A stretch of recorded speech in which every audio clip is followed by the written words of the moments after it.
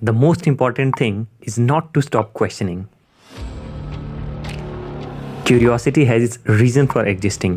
ये कहा था one of the greatest physicist of all time Albert Einstein ने. सो बेसिकली क्यूरियोसिटी का मतलब होता है कुछ जानने या सीखने की इच्छा. क्यूरियोसिटी एक इन्फॉर्मेशन गैप होता है जब हम रियलाइज़ करते हैं कि पर्टिकुलर चीज़ के बारे में हमें कुछ चीज़ें नहीं पता है, तब बनता है ये इन्फॉर्मेशन गैप. इसी इन्फॉर्मेशन गैप को फिल करने के लिए हमारा माइंड क्यूरियस हो जाता है और उस मिसिंग इन्फॉर्मेशन को खोजने लगता है. फिर जब ये मिसिंग इन्फॉर्मेशन हमें मिल जाता है तो हमारा माइंड इस मिसिंग इन्फॉर्मेशन को फिल करने के लिए हमें डोपामिन से रिवॉर्ड करता है और हमें अच्छा फील होता है. जैसे इमेजिन करो कि आप लाइट के बारे में पढ़ रहे थे और आप एक वर्ड सुनते हो फोटोन, लेकिन आप इस वर्ड के बारे में कुछ नहीं जानते.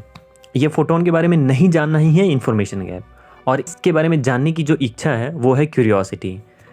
फिर क्यूरियोसिटी में आप फोटोन के बारे में जानना शुरू करते हो और आप पाते हो कि फोटोन एक मासलेस एलिमेंट्री पार्टिकल है जो कि वेव और पार्टिकल दोनों की तरह बिहेव करता है और लाइट के स्पीड जो कि ऑलमोस्ट 3 लाख किलोमीटर पर सेकेंड के स्पीड से चलता है. जब एक इलेक्ट्रॉन किसी एटम के हायर एनर्जी लेवल से लोअर एनर्जी लेवल में आता है तो फोटोन रिलीज होता है, और जब फोटोन हमारे आंखों तक पहुंचता है तो ये हमारी रेटिना में एक सेंसेशन क्रिएट करता है जिससे हम किसी ऑब्जेक्ट को देख पाते हैं. अब जब आप फोटोन के बारे में जान चुके हो तो आपका इन्फॉर्मेशन गैप जो है वो फिल हो गया है. तो इस इन्फॉर्मेशन गैप को फिल करने के लिए हमारा माइंड हमें डोपामिन से रिवॉर्ड करता है और हमको बहुत ब्लिसफुल सा फील होता है. क्यूरियोसिटी ह्यूमंस को सभी एनिमल से अलग और यूनिक बनाता है, नहीं तो एक चिंपैंजी और ह्यूमंस में कोई अंतर नहीं था. ह्यूमंस के क्यूरियोसिटी ने ही ये क्वेश्चन किया कि फायर क्या है, ग्रेन्स क्या हैं, सोसाइटी क्या है, आपस में ट्रेड कैसे करें, मेटल्स क्या हैं, एटम क्या है, सेमीकंडक्टर क्या है, आर्टिफिशियल इंटेलिजेंस क्या है, और हम इन सब को कैसे अपने फेवर में यूज़ कर सकते हैं.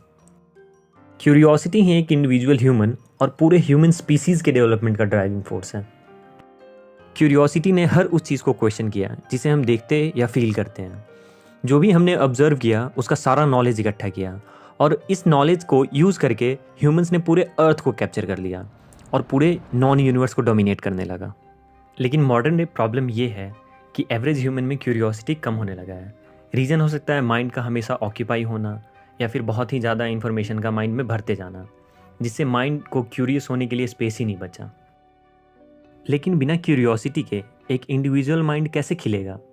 इमेजिन करो न्यूटन का एप्पल के गिरने की क्यूरियोसिटी के बारे में, टेस्ला का क्यूरियोसिटी इलेक्ट्रिक चार्ज के फ्लो को लेकर, आर्यभट्टा का जीरो में, आइंस्टाइन का क्यूरियोसिटी रिलेटिव वेलोसिटी को लेकर, फाइनमैन का क्वांटम फिजिक्स में, डाविंची का आर्ट और साइंस में, डार्विन का इवोल्यूशन में, साटोशी नाकामोटो का क्रिप्टो करेंसी बिटकॉइन में, और बहुत सारे इंडिविजुअल जिनके क्यूरियोसिटी ने पूरे ह्यूमन सिविलाइजेशन को बदल के रख दिया. आपका माइंड जब किसी चीज़ को लेके बहुत क्यूरियस रहता है तो आप उस चीज़ के बारे में बहुत कुछ जान लेते हो, और जब आप उस पर्टिकुलर चीज़ के बारे में बहुत कुछ जान लेते हो तो आप उस डोमेन में एक्सपर्ट हो जाते हो. जो कोई भी आदमी किसी फील्ड में बहुत सक्सेसफुल होता है उसे उस फील्ड के बारे में बहुत नॉलेज होता है, और ये नॉलेज उसे तभी आया होगा जब वो इस चीज़ को लेके बहुत ज़्यादा क्यूरियस रहा होगा. सो कहा जा सकता है curiosity is the wheels of success. So next time जब माइंड में इंफॉर्मेशन गैप बने तो हो जाओ क्यूरियस और भर डालो उस गैप को. अगर कोई बच्चा क्यूरियस होकर आपसे कुछ पूछे तो उसके क्यूरियोसिटी को आंसर करो, और अगर आपको भी नहीं पता तो उस बच्चे से कहो कि मुझे भी नहीं पता, चलो पता करते हैं. या फिर उस बच्चे को उस क्वेश्चन से रिलेटेड बुक दे दो. उस बच्चे का क्यूरियोसिटी उस बुक को पढ़ डालेगा. इससे उस बच्चे को बुक पढ़ने का और अपने प्रॉब्लम्स को आंसर करने का आदत बना रहेगा.